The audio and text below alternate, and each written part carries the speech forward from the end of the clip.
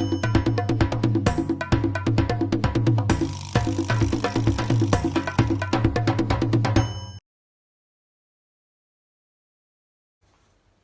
عليكم ورحمة الله تعالى وبركاته. نتمنى تكونوا بخير وعلى خير.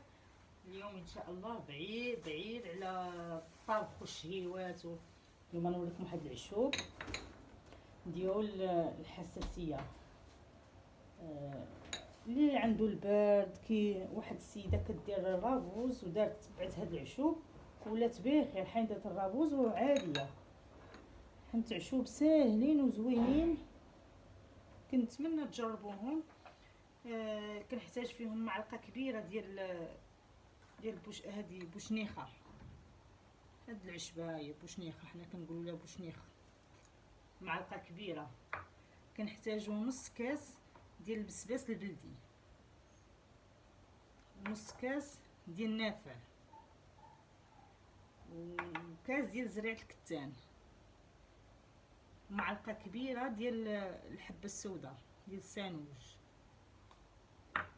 ومعلقه كبيره ديال عرق السوس، وجوج معالق ديال القرفه البلديه، ومعلقه كبيره ديال المسكه الحره. دابا هاد العشوب غنطحنهم. زريعه الكتان وهادشي ما كنسخنو ما والو، كنطحنهم بحال هكا خضرين. غنطحن هاد المقادير كاملين وغنرجع نكمل معكم الوصفه. هما العشوب طحنتهم وغربلتهم. غنزيد عليهم دابا جوج معالق ديال القرفه. بسم الله. القرفه البلديه جوج معالق كبار.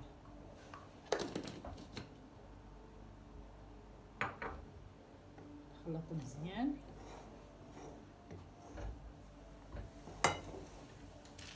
وغندير معاهم نص كيلو ديال الشريحه، وكاس تاع زيت العود، وكاس العسل ديال العسل الحر. غنقطع الشريحه. هاد الوصفه زوينه وجربوها كاع اللي عنده الحساسيه يجربها، راه زوينه للبرد كحبه.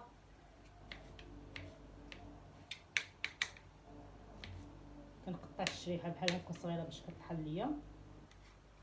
غنكمل الشريحه في التقطاع ونرجع نكمل معاكم.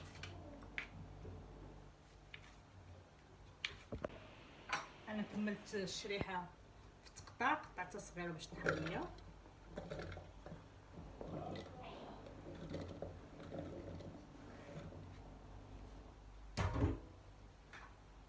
بسم الله. غنزيد على كاس تاع زيت العود،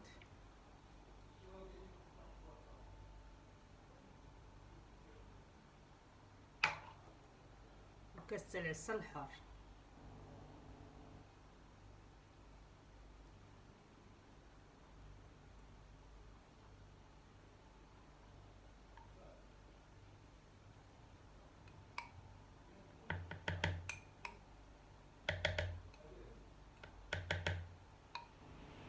دابا غنطحنو.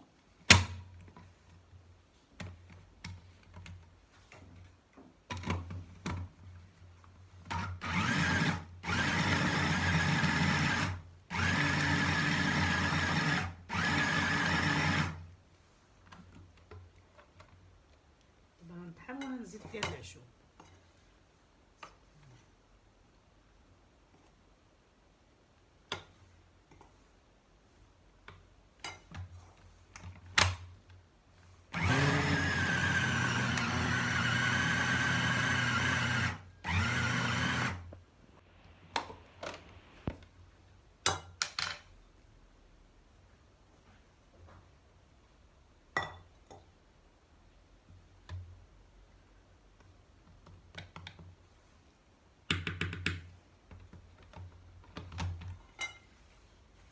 غتجربوه ان شاء الله وما تندموش عليه.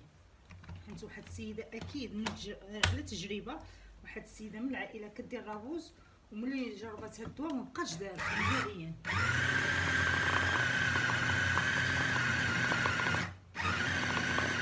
صافي غنبقى على هاد الطريقه حتى كيتخلط العشوب مع الشريحه مزيان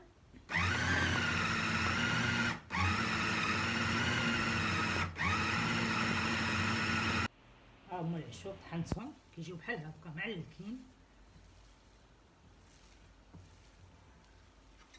كنديرهم في قريعات كيبقاو حتى العام، يقدر يبقى بلا ثلاجه.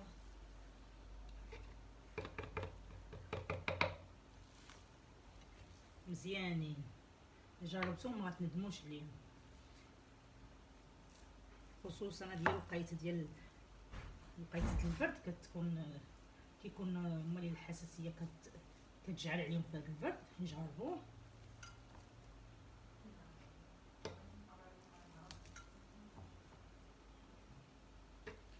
ديري معلقه، الطريقه ديال الاستعمال ديالو كتاكلي معلقه من بعد الفجر، كتاكلي معلقه صغيره صافي وكتخليه اللي كيرجع ينعس راه تيفيق ويفطر. ملي ما كينعش كيبقى واحد ساعه جوج سوايع عندك تفطري، يا مرا يا راجل يا دري. الدراري الصغار مزيان حتى للدراري الصغار، ما فيش شي حاجه مضره، كلشي عنده المنافع كثيره ديالو.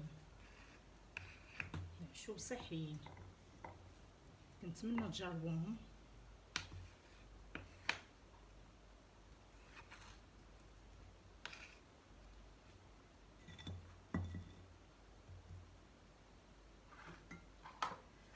كنت نتمنى تجربوهم، واللي مريض الله يجيب ليه الشفاء وبالصحه والراحه.